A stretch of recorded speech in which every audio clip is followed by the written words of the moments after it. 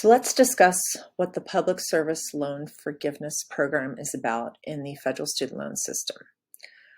So the Public Service Loan Forgiveness Program came about in late 2007, and eligibility requirements were fairly confusing, and very few people had loans that qualified for it because you do need to have what are called direct loans.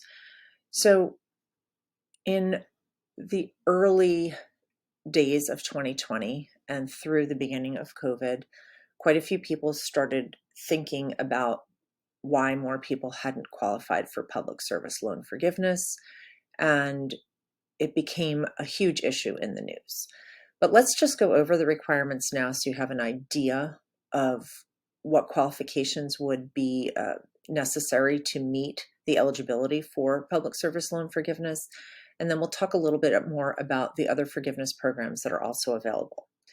So in order to qualify for public service loan forgiveness, you must be working for a qualified employer. That could be a state, a local, or a federal government employer, teacher, firefighter, government worker, things of that nature. It could be a charitable organization or a nonprofit organization if they are a 501c3 qualified. And there also are some newer classifications that are starting to come out within the year of 2023 that will probably also qualify as a public service employer. There is a list of public service employers, and you can look up your employer on studentaid.gov.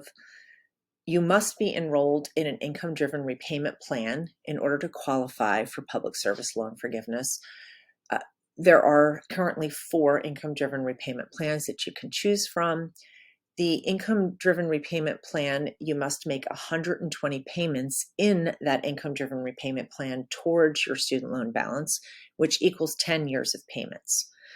And then after that 120th payment is made, you can apply for the public service loan forgiveness.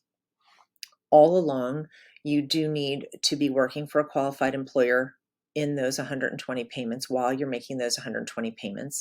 Now, obviously, that doesn't have to be all in a row. You could work 2 years for a charitable organization, take a year or 2 off, and then work 8 more years later on. It doesn't have to be consecutive, but it does have to be 120 payments or 10 years of payments at a qualified employer. After those payments are made, the balance of whatever your federal student loan debt is will be forgiven. And that forgiveness is always tax-free. There's a lot of questions about moving forward, whether other forms of forgiveness will be tax-free, but public service loan forgiveness is always tax-free.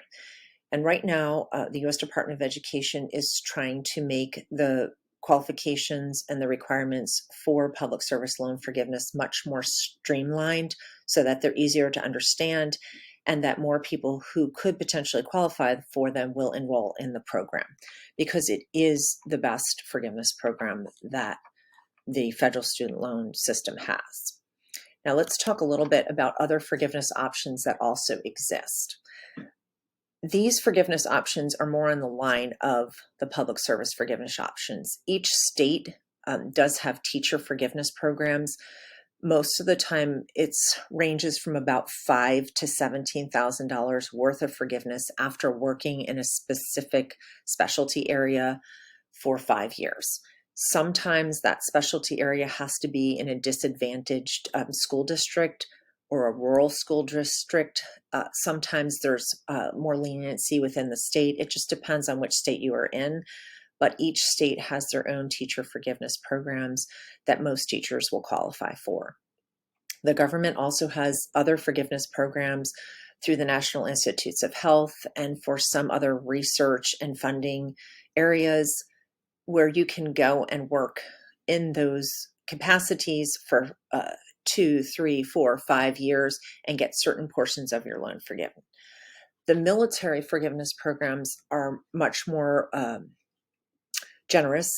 They typically are focused more on medical fields, and they allow for doctors and nurses and other medical practitioners to work in military capacity in all of in all the branches of the military for significant forgiveness on loans. Now, keep in mind that your military forgiveness programs, it makes sense that they would have a much higher forgiveness option with them, because your doctors and even some of your nursing professionals can have a couple $100,000 or more worth of student loans. And if they're working in the military capacity, they're probably not making as much money as they could in the private sector. So it makes sense that they would have additional forgiveness opportunities there. And then some of the specialty work forgiveness programs would be like Peace Corps, AmeriCorps, and there's quite a few programs where dentists, doctors, and other medical professionals, as well as some other employment areas, can work on Indian reservations and other areas in the nation that may be underserved. And there are some very specific forgiveness programs that are related to specific industries. So those are your forgiveness options. Our next video is going to be discussing long-term forgiveness, which does not require any particular employment industry.